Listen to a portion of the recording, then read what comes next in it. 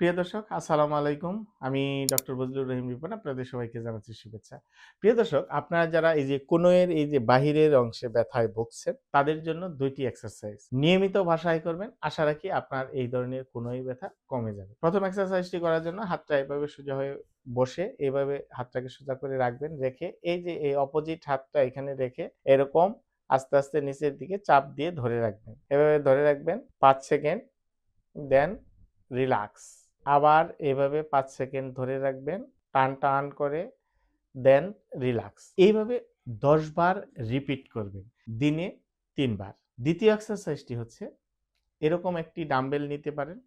নিয়ে হাতটা এই যে এইভাবে রাখবেন, এই যে এইভাবে রেখে ডাম্বেলটি এই যে এভাবে ধরবেন। ধরে ডাম্বেলটি ধরে এই যে এরকম উঁচু করে আস্তে, আস্তে এটাকে নিচের দিকে নামাবেন। এটাকে ইসেন্ট্রিক স্ট্রেংথেনিং এক্সারসাইজ বলে। এইভাবে ধরে রাখবেন ৩ থেকে ৫ সেকেন্ড। দেন আবার এইভাবে অপোজিট হাত দিয়ে উপরের দিকে উঠাবেন। দেন আবার আস্তে আস্তে এইভাবে নিচের দিকে নামাবেন। এইভাবে ১০ বার এই ব্যায়ামটি রিপিট করবেন, দিনে ৩ বার।